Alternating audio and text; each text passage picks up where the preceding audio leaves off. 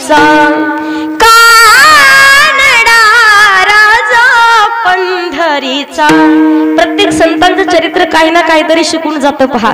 म्हणून जगद्गुरु तुकोबारायांचा अधिकार पहा, तुकोबारायांचा अधिकार वारकरी संप्रदायाचं नाकही आहेत आणि वारकरी संप्रदायाचा कळस देखील आहेत पहा। एवढं धारदार आणि एवढं सुंदर नाक आहे। माणूसही सुंदर दिसतो, पण जेव्हा नाकाला शेंडा असतो तेव्हा माणूस दिसायला घराघरात पा कधी कधी एखादी बाईला भली मोठी नथ आणि एवढी एवढीचं नाक, फेपानं नाक, तरी 4 बाऱ्या वाकडे करायला लागतं। मालकाला सांगते, सांगा मी कशी दिसते। मालकाला माहिती अख्ख्या गावात आपलंच भूते, पण सांगत नाही। पप्पेची माय अख्ख्या गावात तुझ्यासारखी बाईच नाही, पण नाक एवढी एवढीच। मला सांगायचंय काय, नाकाला शेंडा पाहिजे महाराज, नाकाला धार असावी, फक्त धार नसावी। रेंज मध्ये राहिले तर कळेल तुम्हाला, टावर खाली रेंज जाऊ देऊ नका, फक्त धार असावी नाकाला, फक्त धार नसावी। नाही तर काही काही जणांना 12 महिने पाऊस काळा चालू असतो।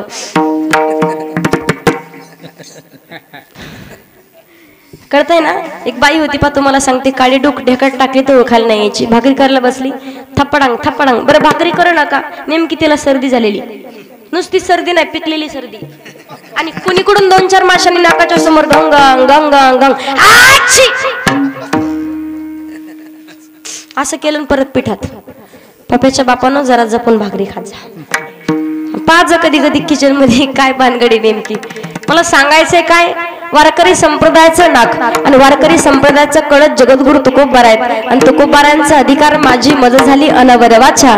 छंद या नामाचा घेतला असे किंवा तुकिता तुलनेसी ब्रह्म तुकासी आले मन मी रामेश्वरे, चरणी मस्तक ठेविले आरती परमा, आरती तुकारामा, गावे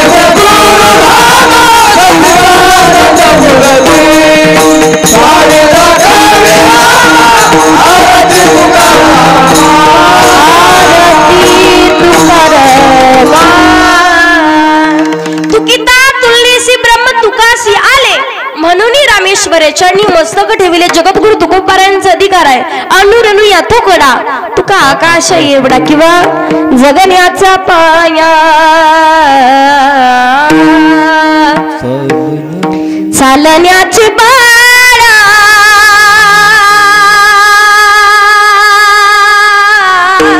जगण्याचा पाया, विचारांची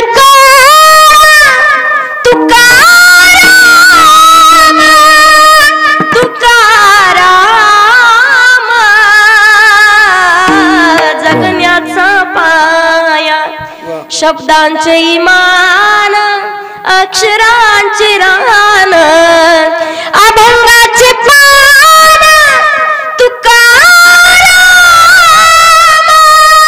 तुकाराम,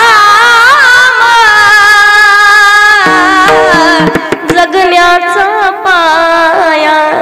जगद्गुरु तुकोबारायांचा अधिकार आहे तुकाराम तुकाराम, आणि नाम घेता वाजवायचे असेल तर मनातून टाळी वाजव, नाही तर वाजू नका।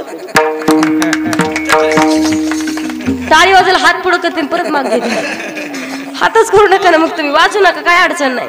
आणि वाजवायचे असेल तर मनातून कुचरपणा करू नका, फक्त विठ्ठल विठ्ठल।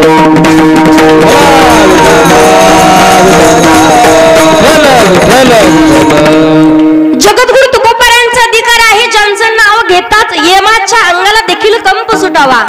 तुकोबारायांना साधक मंडळी विचारतात, महाराज मनुष्य देह धारण करून आल्याच्या नंतर प्रत्येक माणसानं जीवनात काय करायला पाहिजे। तुकोबाराय सांगतात, जीवनामध्ये वारकरी व्हावं, आणि वारकरी त्यालाच म्हणतात की वारकरी झाल्याच्या नंतर वारकऱ्याचा नियम आहे की त्यानं पंढरपूरची वारीही करावी। अभंगाच्या पहिल्या चरणात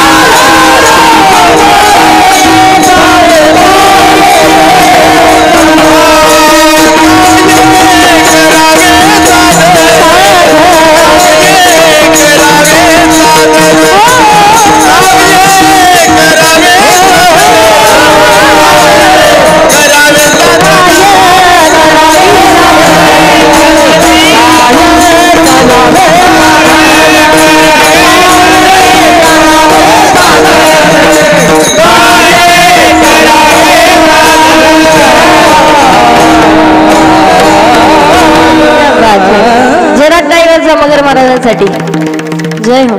तुमची जोडी फुटल्यामुळे जरा वेगळं वाटते का? तरी लांब लांब ठेवला यांना असे असं मिळे का? अजूनही कळ ना का? हा उद्धव महाराज नाही ती जोडी फुटल्यामुळे तसं वाटायला लागलं जरा होतं वय मनानं असं कधी. जोरात टाळी वाजवत जा एवढंच सांगते फक्त काम तुम्हाला. टाळी वाजवायची जोरात काय होत नाही एवढं अंतःकरणातून म्हणते ते. पुढच्या वर्षी यायचे नाही तुमच्या गावात नाही टाळ्या वाजवल्या तर. अभंगाच्या पहिल्या चरणात तुकोबाराय सांगतात होय होय वार करी पाहे पाहे रे पंढरी.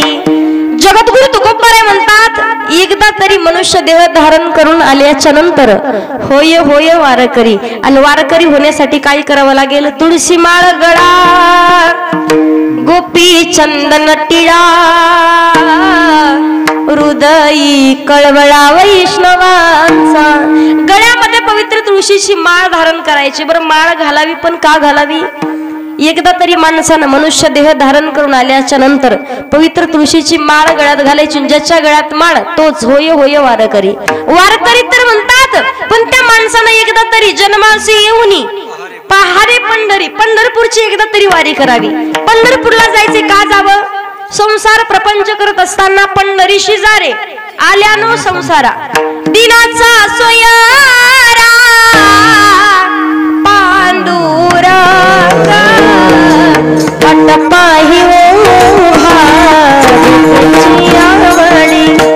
पंढरीशी जा रे आल्यानो संसारा. पंढरीशी पांडुरंग परमात्मा प्रत्येक भक्ताची वाट पाहतो पण त्यानं वाट पाहावी एवढी पात्रता आपल्याला निर्माण करावी लागते. पहा मग पंढरपूरला जायचंय पवित्र तुळशीची माळ देखील गळ्यात घालायची. पण माळ घालावी. किती जण पंढरपूरची वारी केली? फक्त हात वर करा. खरं खरं करा. माता मौल्याना तुम्ही किती जणी गेल्या पंढरपूरला? दिंडीला किती जणी जातात दरवर्षी? वारी किती जणी केली? बाकीच्याने कीर्तन संपले बसा माझ्या गाडीत घेऊन जातो. मला नसल जाणं होतं एकदा आणते नेऊन त्यांना. पंढरपूरला एकदा तरी जावं बरं का? बरं महाराज मला खरं खरं सांगा हे जेव्हा पंढरपूरला जातात दिंडीत चालताना कुठपर्यंत चालतात बरं? कुठपर्यंत चालता तुम्ही? हा पुण्यापर्यंत. आळंदीपासून पुण्यापर्यंत. नाहीतरी आवर्जून तुम्हाला सांगते पुढचं ऐकून घ्या ना माझा आजी. गप्पा हाणू आपण कीर्तन संपल्यावर बोलू निवांत बसून मला नादे बोलायचं असंच. विठ्ठल विठ्ठल. पंढरपूरची वारी करता पण काही काही घरी सुनबाईनं त्रास देऊन कदरून कदरून म्हातारी घराच्या बाहेर निघती आणि कुठपर्यंत? फक्त पुण्यापर्यंत चालते. शंकर महाराज कशी चालती पुण्यापर्यंत? का चालती? घाई घाईनं मला वारी करायची बिस्किटानं बाई मला थैली बर.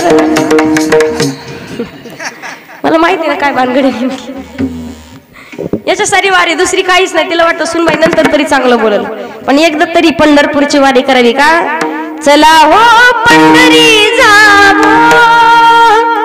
चला हो पंढरी जावो जीवाच्या जीवन पाहू.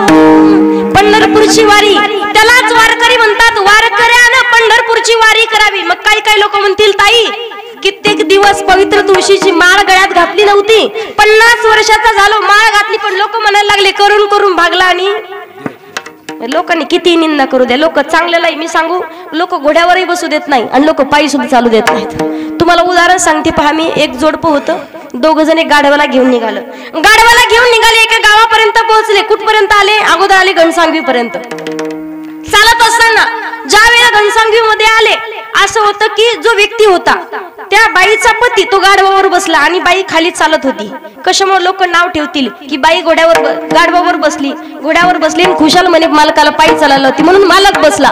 पण जात असताना पुढच्या गावापर्यंत पोहोचत नाही तर पुढचे गाव म्हणायला लागले. लोक म्हणायला लागले कुजबुज करायला लागले. का माणसाला काही कळतं की नाही? एवढी सुंदर नाजूक कोमल बाईला खुशाल काय झाले? गोम निघाली. गोम विठ्ठल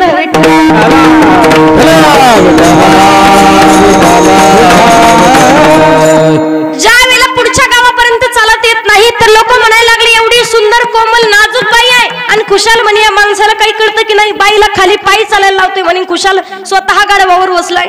लोकांची कुजबुज ऐकली, खाली उतरला पती, बाई तू बस. वरती बसली ती, जशी वरती बसली त्यावेळेला निघाले. दुसऱ्या गावापर्यंत पोहोचत नाहीत, पुढच्या गावापर्यंत पोहोचणार तर त्या गावातले लोक कुजबुज करायला लागले. बाईला काही कळतं का? खुशाल पतिव्रता धर्म पाळाव की नाही, मालकाला पायी चालायला लावती म्हणे. खुशाल स्वतः त्या गाढवावर बसली. काही कळतं की नाही या बाईला? संस्कृती काही समजते की नाही? संस्कार काही आहेत की नाही? जेव्हा यांनी दोघांनी कुजबुज लोकांची ऐकली, ती गाढवावरून खाली उतरली. आणि ज्या वेळेला म्हणे लोक तू बसले तरी नाव ठेवतात, मी बसलो तरी नाव ठेवतात, एक काम करू म्हणे आपण दोघंही गाढवावर बसू. दोघंही बसले, निघाले. पुढच्या गावापर्यंत पोहोचत नाहीत. काय जोडी म्हणे जोडपई, लाज वाटते का यांना? एवढं एवढूस गाढव म्हणे आणि खुशाल एवढं त्याच्यावर भार ओझ देतात. जीव घेता का त्याचा? लाज वाटते का तुम्हाला? संस्कार काही आहेत की नाही? मुक जनावर असलं म्हणून कशी फायदा घ्यायचा का? दोघांना वाईट वाटलं, म्हणे काय करावं. खाली उतरले. खाली उतरले, मग काय केलं त्यांनी? ज्या वेळेला दोघं खाली पायी चालायला लागले, गाढव मोकळं होतं.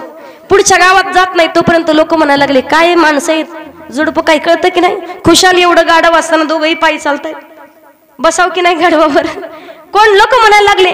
त्यावेळेला लक्षात आलं, एक काम करू म्हणे, बसूही देत नाहीत लोक, खाली उतरू देत नाहीत, मोकळी चालू देत नाही. एक काम करू आपण, मोठी काठी आणली आणि त्या काठीला गाढव बांधलं. गाढव दोघांनी खांद्यावर घेऊन निघाले. गाढव उचलून घेतलं. पुढच्या गावात पोहोचत नाहीत म्हणे, काय वेडे माणसं आहेत म्हणे. खुशाल गाढवाला पायी घेऊन निघाले, खांद्यावर घेऊन निघाले. एवढं मोठं गाढव त्यांनी गाढवावर बसून जाऊ नये का? मला सांगायचंय काय, लोकांचा धर्म आहे निंदा करणं. म्हणून तर संतांनी सांगितलंय निंदकाचे घर असावे जिल्ह्यामध्ये, कुठं तालुक्यात, गावात नाही, शेजारी. का असं समजावं, लोकांनी आपल्याबद्दल निंदा चालू केली की समजायचं आपण बरोबर योग्य मार्गाने चाललोय. बरं माणसं, लोक त्याच माणसाला नाव ठेवतात महाराज, त्याच माणसाला की जे माणूस जीवनात काहीतरी करतं, बरोबर. जे माणूस कधीच काही करत नाही, जागेवर बसून लेकरा बाळांच्या जीवावरती आयत बसून खातं, त्या लोकाला, त्या माणसाला लोक नाव ठेवतात का? बोला बरं. नाव ठेवत नाही. जे जीवनात काहीतरी काम करतं, काहीतरी खटाटोप करतं, काहीतरी कमी जास्त काम, हे काही उलाढाल करणार लोक त्याला नाव ठेवतात. पण एक सुंदर असं उदाहरण तुम्हाला सांगते पहा. लोकांचा नाव ठेवणं हा धर्म आहे, पण आपण राहावं कसं तुम्हाला उदाहरण सांगते. विठ्ठल विठ्ठल.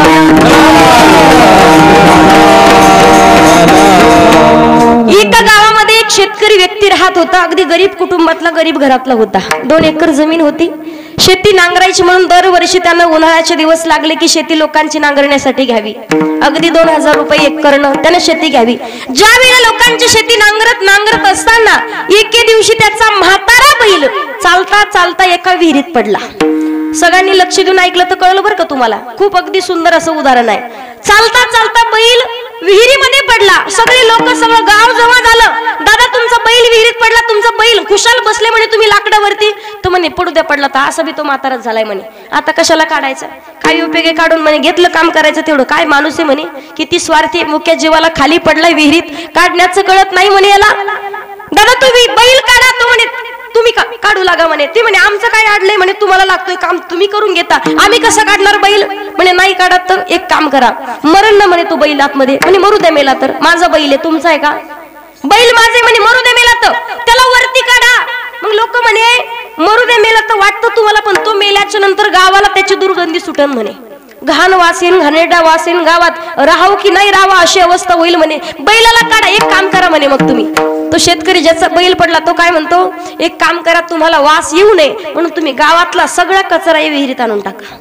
का? खाली दबल, कचऱ्या खाली बैल दबल, तुम्हाला वास येणार नाही, दुर्गंधी येणार नाही. ज्या वेळेला गावकऱ्यानं, लोकांनी भले मोठे ट्रॅक्टर बैलगाड्या घेतल्या, सगळ्यांनी असं ट्रायली त्याच्यामध्ये त्या विहिरीत कचरा आणून टाकला. एक ट्रायली, एक गाडी भर कचरा त्या विहिरीत टाकला. तो कचरा बैलाच्या अंगावर पडायचा, कचरा बैलाच्या अंगावर पडायचा. पण कोणताही प्राणी असू द्या पहा, अंगावर किती कचरा पडला तर कोणताच प्राणी अंगावर कचरा कधी ठेवत. कचरा पडला की बैल अंग झटकायचा आणि त्या कचऱ्यावर उभा राहायचा. अंग झटकायचं कचऱ्यावर. अर्धी विहीर भरली, त्याच्यावर बैल उभा. गावकरी म्हणे अहो बैल बुजना म्हणे, काय करावं नेमकं? बैल बुजत नाही, एक काम करा म्हणे, अजून कचरा टाका, कचरा कमी पडला म्हणे. लोकांची इच्छा काय? बैल मरावा. लोकांची इच्छा बैल मरावा, अजून कचरा टाका. सगळ्यांनी कचरा टाकायला चालू केलं. कचरा टाकून टाकून विहीर पूर्ण भरली. पण बैल दरवेळेला अंग झटकायचा, कचऱ्यावर उभा राहायचा, अंग झटकायचा, कचऱ्यावर उभा राहायचा. असं करून विहीर भरली आणि बैल विहिरीच्या बाहेर आला. जसा बाहेर आला तसा शेतकऱ्यानं परत अवताला झोपला. कशामुळं? मला सांगायचे एकच, लोक निंदा करणारे असतील, लोक बोलणारे असतील, किती आपल्या अंगावर कचरा टाकू द्या, लोकांचा धर्म आहे कचरा टाकणं, पण आपण बैलासारखा कचरा झटकून कायम त्या कचऱ्याच्या वरती उभं राहायचं, कदाचित आपण सुद्धा त्या विहिरीच्या बाहेर निघू शकतो. मग किती जरी लोक म्हटली आता माळ घातली, कशाला घातली, करून करून भागला, पण काही का असना जीवनाचा उद्धार करून घ्यायचा असेल तर एकदा तरी पवित्र तुळशीची माळ गळ्यात घालावी लागेल. आणि वारकरी त्यालाच म्हणतात ज्याच्या गळ्यात पवित्र तुळशीची माळ. मग त्याच्यामध्ये सुद्धा हाडाचे वारकरी कळतात आणि वरून वरून वारकरी करतात, डुप्लिकेट आणि ओरिजिनल वारकरी. तुम्हाला उदाहरण सांगते. एकदा सरकाराचा जाळ निघाला, म्हणे देवी दहेगाव मध्ये ज्याच्या गळ्यात पवित्र तुळशीची माळ, त्याला 2-2 लाख रुपयाचं बक्षीस देऊन, चाल श्रीफळ देऊन त्याचा सत्कार करण्यात येणार आहे. रात्रीतून सगळे टेम्पो पंढरपूरला गेले महाराज. कुठं? पंढरपूरला. भल्या टप्पऱ्याचे टप्पऱ्या माळा, पिकअप करून गेले सगळेजण. एकही माणूस नाही राहिला. एवढ्या रुपयाच्या माळी कोणी 1,500ची घातली, कोणी 2,000ची घातली, भल्या लांब लांब माळी घातल्या. मस्त शानी स्वतःच्या शर्टच्या वरून माळी टाकल्या. बाया सुद्धा सगळ्या गेल्या, भल्या मोठ्या मोठ्या माळा घातल्या. माळा घालून ज्या वेळेला गावाकडे आले 5-5, 10-10 हजार रुपये खर्च झाला एकाचा. पण ज्या वेळेला दुसऱ्या दिवशी सरकारचे लोक आले, म्हणे माफ करा, पंक्चर झाली सगळे, माफ करा. म्हटलं की नेमकं काय झालं असेल? म्हणे काल जो जार निघाला होता तो आज रद्द झालाय म्हणे, आणि आज दुसरा नवीन जार निघालाय. देवी दहेगावच्या बाहेर मोठ्या रस्त्याचं काम चालू आहे आणि तिथे मोठा पूल बांधणं चालू आहे म्हणे. ज्याच्या गळ्यात पवित्र तुळशीची माळ, त्याला त्या पुलात घालायचे. तटा माळी तोडल्या लोकांनी. ते म्हणे असं माहित असेल तो कशाला माळ घातली असती. म्हणे काय अवघड झालं म्हणे, चढा आपलं पळा. कोणत्या गल्लीने गेले पत्ता सुद्धा लागला नाही. पण कोपऱ्यात डुप्लिकेट वारकऱ्यांना ओरिजिनल वारकरी होते, 4 कोपऱ्यात घातले होते. डुप्लिकेट पुढे आले, त्यांनी सांगितलं सरकार जीव घ्या नाही तर पुलात घाला, काही करा, पण पवित्र तुळशीची माळ कधी गळ्यातून निघणार नाही. म्हणून देह जावो अथवा रावो, पांडुरंगी दृढ भाऊ. म्हणून देह जाओ जाओ जाओ जाओ हीची घडी, देह जाओ जाओ जाओ जाओ जाओ हीची घडी.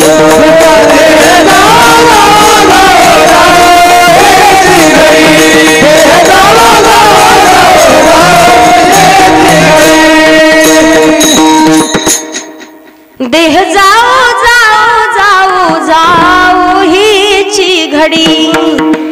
ज्या वेळेला देह जाऊ द्या, जीव जरी घेतला तरी चालेल, पण तरी सुद्धा पवित्र तुळशीची माळ कधी गळ्यातून निघणार नाही. मग वारकरी त्याला म्हणतात पवित्र तुळशीची माळ तर गळ्यात घालायची, पण वारकरी तो माळ गळ्यात घालून पंढरपूरची वारी करायची. होय होय वारकरी पाहे रे पंढरी. आणि वारकरी म्हणावं कोणाला? माळ तर गळ्यात आहे, पण मुखामध्ये भगवंताचं नामचिंतन, मुखामध्ये नामचिंतन पाहिजे. ज्या वेळेला गुरुमंत्र आपण घेतो, पवित्र तुळशीची माळ गळ्यात घालतो ना, त्या दिवसापासून नित्यनेम नामे ते प्राणी दुर्लभ, लक्ष्मी वल्लभ तयाजवळी, कायम भगवान परमात्मा त्यांच्या जवळ असेल. म्हणून नामचिंतन करणं अत्यंत महत्वाचं आहे. मग भगवंताचं भजन करायचंय. कोणताही माणूस असू द्या, पहा, फायद्याशिवाय कोणतंच कधी काम करत, महिला मंडळ कोणतंच काम फायद्याशिवाय कोणी करत. त्याचा फायदा आहे भजन करण्याचा फायदा. उत्तर आहे त्याचं, तयाच्या चिंतने निरसेल संकट, तराल दुर्गट भवसिंधू. मग नामचिंतन करावं का? हरी हरी तुम्ही म्हणारे सकळ, तेने माया जाळ तुटतील. म्हणून तर संत तुलसीदासजी सांगतात, पहा, बिनु सत्संग विवेक न होई, राम कृपा बिनु सुलभ न सोई. राम सिया राम सिया राम जय जय राम, राम सिया राम सिया राम जय जय राम. बिनु सत्संग विवेक न होई,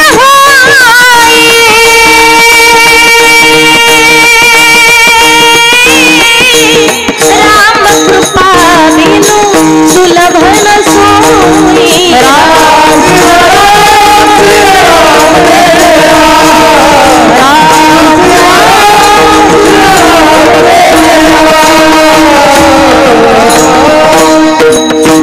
बिनु सत्संग विवेक न होई, राम कृपा बिनु सुलभ न सोई. भगवंताचं नाम मुखामध्ये आणणं अत्यंत महत्वाचं आहे. महिला मंडळ मग भजन करावं, परमार्थ करावा पण कसा करावा, आवडीने भावे हरी नाम घेसी, तुझी चिंता त्याशी सर्व आहे. मग तुमचा परमार्थ कसा आहे, आवडीचा आहे का सवडीचा? बोला, कसा आहे आपला परमार्थ, आवडीचा का सवडीचा? माता मौलांनो, राधा अक्का, केसरा अक्का, दगडा अक्का, धोंडा अक्का, मंडा अक्का, गंगूबाई, मंजुळा, बोला कसा आहे परमार्थ? बोला ना, काहीतरी बोला. सवडीचा म्हणा किंवा आवडीचा म्हणा, काही विचारत नाही मी तुम्हाला. कसा आहे आपला परमार्थ? काय सांगाव बाई आता, आवडीचा आहे का? खरंय काय? खरंय, माझी शपथ, माझी शपथ. हा, रोज हरिपाठ म्हणतात पहा, टाळी वाजवा एकदा त्यांच्यासाठी. सांगता यायला पाहिजे. तिकडे नका पाहू, इकडे पहा, इकडे इकडे इकडे. त्यांच्याकडे काय पाहता तुम्ही? हा, परमार्थ करावा, नामचिंतन करावं. ज्या दिवशी आवडीनं भगवंताचं भजन कराल, जीवनाचा उद्धार होईल, जीवनाचं कोटी कल्याण होईल आणि भगवंताची प्राप्ती होईल. म्हणून तर संत महात्मे सांगतात, गातो आवडीने गोड तुझे नाम, तूच माझा राम, तूच घनश्याम. गातो आवडीने, गातो आवडीने,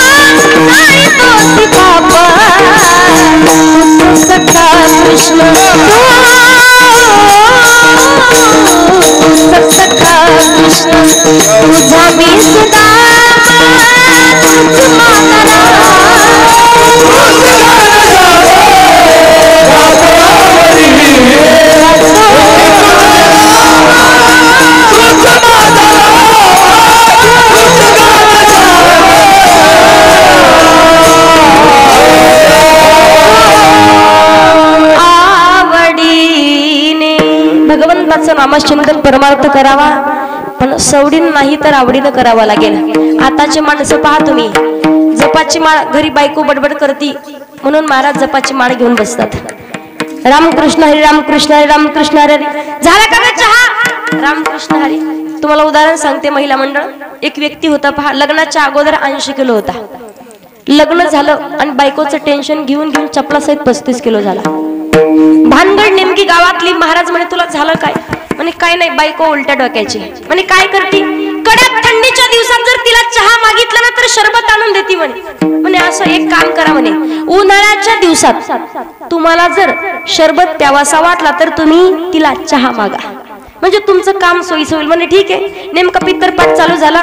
पित्र जेवायला घालतात ना इकडे, पित्र पित्र पित्र घालता का जेवायला? पित्र, हा, पित्रपाठ. याचे वडील जाऊन 5 वर्ष झाले होते. वडिलाला जेवायला घालायचंय, पण त्या वेळेला हा म्हणे, सती आपल्याला अजिबात माझ्या वडिलाला म्हणजे तुझ्या सासऱ्याला जेवायला घालायचं नाही. ती म्हटले, का नाही घालायचं? म्हणे, पहाटे 3 वाजता 4ला उठावं लागेल, तुला स्वयंपाक करावा लागेल, एवढा मोठा त्रास तुला नको. म्हणे, नाही उठायचं. ती म्हणे, पहाटे 3ला उठाल, पण माझ्या सासऱ्याला मी जेवायला घालल. उठली. सकाळी 6 वाजेपर्यंत महाराज तिथे स्वयंपाक झाला. तो म्हणे, गुन्हा आला बरं का. तेवढ्यात म्हणे दुसऱ्या दिवशी सती आपल्याला नैवेद्य घेऊन गंगेला नाही जायचं. ती म्हणली, का नाही गंगेला जाणार? तो म्हणला, सती अगं पुढं पळू नको. नैवेद्याचं टोपलं डोक्यावर उचलून पळत सुटली. तो म्हणला, सती अगं पुढे जाऊ नको. ती म्हणली, पुढे जाणार. अगं मध्ये जाऊ नको. ती म्हणली, मध्ये जाणार. बुडशील, बुडणार, मरशील. माझ्याकडे काय पाहता? ती वाहून गेली. जशी वाहून गेली, दुसऱ्या दिवशी आला आणि ब्रिज वरून पाहायचा, पुलावरून बायको गोट फुगून वरायला दिसते का? आता त्याला प्रश्न पडला, पाहायचं पण असा वरच्या दिशेला पाहायचा. गावातले लोक म्हणे, अरे मित्र म्हणला, काय हरवलं? म्हणे, तुझं काय सापडतो? म्हणे, काय नाही, बायको काल वाहून गेली. म्हणे, कुठं फुगून वरायला दिसते का पाहतोय. म्हणे, असं गेली कोणत्या दिशेला? तो म्हणला, अशी खालच्या दिशेला गेली वाहून. म्हणे, मग वरती काय पाहतो? म्हणे, खाली पाहना. तो काय म्हणला, 25 वर्ष तिच्यासोबत संसार केलाय म्हणे मी. किती वर्ष? 25 तिनं कधीच कोणतं काम कधी सोयीचं केलं नाही म्हणे. ती मेली जरी असेल आणि फुगून जरी वर आली असेल ना, अशी वाहत जाईल पण अशी उलटी जाईल म्हणे, सोयीची नाही जायची खाली. समजतंय का तुम्हाला? बायको सांगते म्हणून घराघरात पहा तुम्ही, आज संस्कार नावाची गोष्ट नाही राहिलेली. पहिल्या काळातले दादा लेकरं पहा तुम्ही, आज सकाळी सकाळी लेकरं उठायचे पण कशाच्या आवाजानं? आजोबाच्या काकड्याच्या आवाजाने लेकरं उठायचे. आताचे पावावाले लेकराला उठीत, पावावाले हे पाव, लेकरू हळू डोळे चोळीत बाहेर येते. मला सांगायचं काय, संस्कार नावाची गोष्ट अजिबात जीवनात राहिलेली नाही. आणि माता मौल्यांना सुद्धा कधी कधी पहा तुम्ही, पुण्याच्या भागात कीर्तन संपन्न जेवायला बसले शंकर महाराज, मी जेवायला बसले आणि एक 27-28 वर्षाची ताई आली मला चपाती घेऊन. मला म्हणे ताई चपाती, पण पायात कशाला तशी चप्पल होती. आता मला वाटलं कीर्तन ऐकल्याच्या नंतर जास्त आनंद झाला का चुकून राहिली असेल पायात. म्हणलं ताई ती तुमची पायात चप्पल राहिली. ती म्हणे ती वाढायचीच आहे. काय म्हणे? ती वाढायची. म्हणलं नेमकी कशा कशाची? ती म्हणे बाथरूमची वेगळी आहे, स्वयंपाकाची वेगळी आहे, देवपूजेची वेगळी, ही वाढायची. म्हणलं हाणायची आहे की एखादी? मला सांगायचंय काय, संस्कार नावाची गोष्ट राहिलेली नाही. पहा आजकाल घराघरामध्ये पहा, भगवंताचं नामचिंतन करणं अत्यंत महत्वाची गोष्ट आहे. परमार्थ करावा, भजन करावं, पण आवडीनं करावं. ज्या दिवशी आवडीनं भगवंताचं भजन कराल, काय करावी साधना,